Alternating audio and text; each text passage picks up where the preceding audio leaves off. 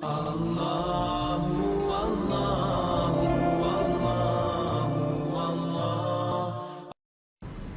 salam ditulis, maaf Ustaz, tema yang lalu. Baik. Sudah 11 bulan saya nggak punya kerjaan tetap. Nafkah yang saya berikan ke istri sangat minim sekali.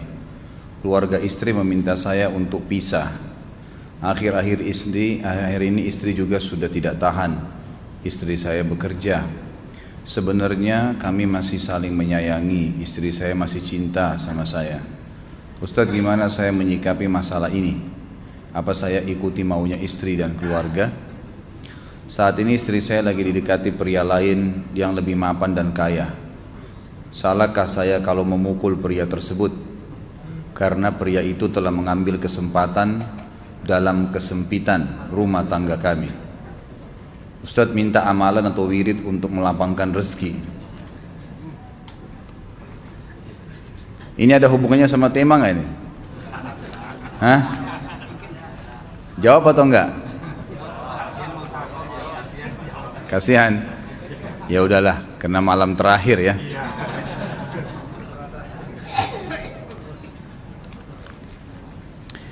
Yang pertama sekali, saya menyarankan Anda saran dari laki-laki ke laki-laki. Prinsiplah. Dan jangan merendahkan diri di hadapan wanita. Maksudnya begini, pada saat seorang wanita yang menjadi istri Anda membutuhkan Anda, tunjukkan kebutuhan kita 1000 kali daripada dia. Dia sayang, dia perhatikan, dia siap berkorban. Kita harus 1000 kali lebih hebat daripada itu. Laki-laki memang penaung. Tapi kapan dibalik? Kalau saya pribadi, kapan dia tidak butuhkan, menunjukkan kebutuhan, saya 1000 kali tidak butuh sama dia. Untuk apa Anda merendahkan diri di depan seorang wanita yang kalau memang dia tidak bisa menjadi seorang istri? Karena kapan wanita sudah menyombongkan diri di hadapan laki-laki, tidak akan ada wibawa sama sekali. Ini poin dulu dalam pembukaan. Dan selalu saya sarankan siapapun ikhwah yang minta saran saya dalam masalah rumah tangga, yang paling pertama ini saya ucapkan, saya bukan menyuruh Anda menjadi keras, bukan. Tapi saya mengajak Anda untuk punya prinsip dalam hidup. Wibawa, pemimpin rumah tangga. Dibutuhkan kita butuh, tidak dibutuhkan ya sudah. Masih banyak gantinya. Dia mau ganti laki-laki lain, silahkan, ahlan wa sahlan, silahkan. Allah akan gantikan penggantinya yang lebih baik. Dan itu harus bisa kita punya prinsip. Memang begitu. Kalau ini kita terapkan dalam kehidupan kita, kita akan sangat mudah hidup. Terkadang subhanallah ada pengorbanan berat. Berpisah dengan meninggal, berpisah karena masalah dosa yang dilakukan oleh pasangan kita. Jelas haram. Kalau ada seorang istri hanya karena masalah suaminya kekurangan ekonomi mau berhubungan sama laki-laki lain, wanita apa ini? Cinta itu pengorbanan, kasih sayang. Bukan hanya pada saat mampu kemudian disayang, pada saat tidak mampu kemudian ditinggal. Subhanallah. Hati-hati, hukum Allah subhanahu wa ta'ala berlaku. Akhwat, yang jadi istri, ikhwah, yang jadi suami, harus tahu pasangan kita itu punya Tuhan sebagaimana kita punya Tuhan yang sama. Dan Allah itu maha adil. Memang dalam kehidupan kita ada naik turunnya. Dan makna cinta adalah pengorbanan. Itu sebenarnya. Kalau hanya kita kantongnya lagi penuh kemudian disuka sama istri, pada saat lagi tipis, lagi masalah, kemudian dia mau berhubungan sama laki-laki lain, na'udzubillah min dzalik. Wanita apa ini? Kalau saya tidak naungin. Kalau saya nggak naungin. Kamu mau sama dia silahkan. Ahlan sahlan, silahkan jalan.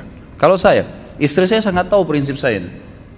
Kalau kamu merasa ada laki-laki lain yang kamu anggap baik, atau kamu mau ingin memasukkan pendapat keluargamu dalam rumah tangga saya sehingga kedudukan saya sebagai suami tidak didengar lagi, silakan pilih keluarga kamu. Tidak ada masalah. Jadi jangan jadikan sebagai beban. Oh, nanti kalau pisah saya hidupnya bagaimana? Saya melarat. Ini kenapa ini? Saya mati kalau nggak sama dia, ya mati bener nanti.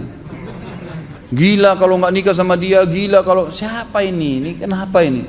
Keluar dari bingkai hidup itu. Seorang muslim itu hidupnya mulia. Dia dihormatin, dia menghormatin. Dia dihina, tinggalkan. Allah SWT tidak menyuruh kita menghinakan diri, tidak boleh. Kalau wanita ini misalnya, istri ini yang dikatakan tadi masih mencintai suaminya, dia hanya sekedar minta kerja, ya, garis bawahi kalimat ini ya, dia hanya sekedar minta kerja untuk membantu nafkah rumah tangga, ahlan wa sahlan, jempol, nggak masalah, bagus itu. Sampai suaminya mapan, itu baik. Tapi dalam kondisi masih status istri punya hubungan sama laki-laki lain, naudzubillah min dzalik. Mana ghirah, mana kecemburuan positif yang telah Allah pelihara dalam diri kita, nggak boleh. Pada saat seorang sahabat pulang ke rumahnya mendapatkan istrinya selingkuh dengan laki-laki lain, tidak disebutkan apakah berhubungan biologis atau tidak, tapi yang jelas sahabat ini sampai kaget masuk ke rumahnya temukan ada laki-laki lain. Dia bingung mau lakukan apa. Dia pergi ke Nabi SAW lalu berkata, ya Rasulullah, saya pulang rumah istri saya lagi sama laki-laki lain. Maksudnya dia pandu saya harus buat apa nih? Apa yang terjadi? Subhanallah, Sa'ad radhiyallahu anhu sahabat Nabi mulia menghenuskan pedang mengatakan, ya Rasulullah, kalau terjadi pada rumah tangga saya akan penggal dua-duanya. Dua-duanya saya penggal nih. Tapi di sini ulama bilang saat ingin menghukum kalau terjadi pada keluarganya dengan penggal ini, bukan maksudnya dia menghukum secara individu, maksudnya saya ingin terapkan hukumnya Allah, dirajam, dibunuh karena mereka sudah menikah dan berzina. Hukum Allah terapkan, kemuliaan agama harus ada. Harus begitu. Seorang istri yang mau tinggal di bawah naungan kita sementara kita sudah berkorban di bawah terik matahari, sudah bekerja, sudah memilih dia dari sekian banyak wanita, kemudian dia mau berkorban, hormatin dia, junjung dia, lindungin dia, rangkul dia, gitu kan? Bela dia, memang harus begitu.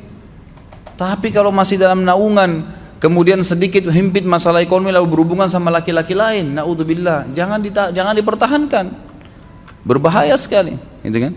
Jangan Anda menjadi laki-laki lemah gitu. Saya kemarin ditelepon oleh 2 orang sekaligus, subhanallah. Sahabat dekat telepon kepada saya, laki-laki.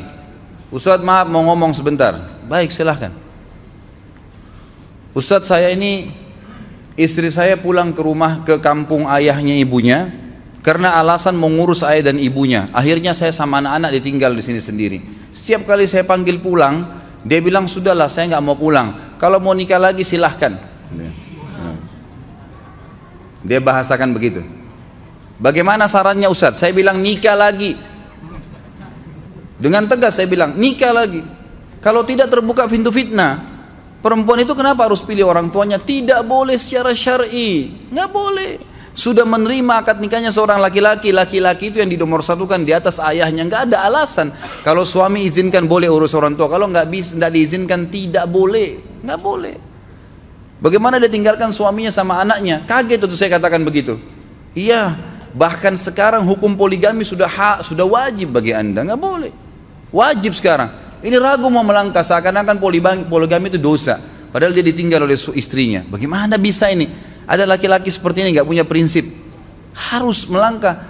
Dia sudah dapat jawaban saya dikasih, ini Ustadz teman saya juga mau bicara, masalahnya sama lagi. Ustadz istri saya tinggalkan saya, Ustadz kayak mau menangis. Sebentar, jangan pakai nangis laki-laki. Apa ini cengeng? Ditinggal wanita nangis, subhanallah. Orang nangis itu ditinggal meninggal Rasulullah SAW, ketinggalan sholat subuh berjamaah, itu nangis. Nggak jadi jihad, nah itu nangis. Ditinggal perempuan nangis, la ilaha illallah. Allah ciptakan perempuan lebih banyak daripada laki-laki. Ini bukan menurunkan martabat perempuan ya. Artinya harus seorang pemimpin itu punya wibawa. Nggak bisa, kalau nggak akan dianggap remeh nanti. Istri itu dinaungin, dilindungin, dididik, diberikan haknya ia. Berikan berlipat-lipat penghormatan sebagaimana dia berikan satu penghormatan, nggak apa-apa. Tapi jangan sampai menginjak martabat seorang pemimpin, tidak boleh. Akhirnya saya sampai bilang sama dia, akhi, ambil keputusan. Kamu mau balik sama saya berumah tangga di sini, atau kamu pilih rumah orang tua kamu? Oh, saya pilih orang tua saya, baik, saya ceraikan kamu sekarang. Assalamualaikum, tutup telepon, selesai. Jangan lama-lama. Cengeng sekali. Udah sujud sama Allah, saya masih berat cintanya Allah. Ia minta kepada Allah subhanahu wa ta'ala. Ini gampang dihilangkan dari hati. Sebagaimana dia datang dia bisa keluar, gampang itu. Subhanallah ya, jangan terlalu mencintai dunia berlebihan. Kalau saran saya, kalau istri anda ini tanya baik-baik, kalau kamu bekerja hanya karena mau bantu nafkah rumah tangga sekarang, ahlan wa sahlan, silahkan. Selama pekerjaan halal, antar dia ke tempat kerjanya, muliakan dia, jaga, jemput pada saat pulang, anda pembelahnya, begitu. Tapi kalau berhubungan sama laki-laki, ada subhanallah suami depannya dia istrinya telepon laki-laki lain dan dia menerima itu. Mana ini? Dalam agama haram, wallah haram itu hukumnya, nggak boleh. Itu namanya dayuth dalam agama. Nabi SAW mengatakan Allah melaknat dayuth. Kata sahabat, siapa itu dayuth ya Rasulullah? Laki-laki yang tidak punya cemburu terhadap pelanggaran agama yang terjadi pada istrinya. Gimana caranya? Nggak boleh dalam agama Islam, gitu kan? Makanya biasakan hati kita terisi dengan cinta kepada Allah SWT dan bukan cinta kepada manusia. Mencintai istri karena Allah yang perintahkan, mencintai suami karena Allah yang perintahkan. Jadi semua karena Allah. Tidak ada kata-kata hilang, tidak ada rugi kalau kita meninggalkannya. Jadi ini hal mendasar yang saya tahu, Allahu alam. Jadi sampaikan seperti itu. Kalau wirid apa? Saran saya adalah memperbanyak istighfar kepada Allah SWT. Gunakan momen musibah itu sebagai kesempatan untuk mendekatkan diri dengan Allah Subhanahu wa taala. Begitu ya.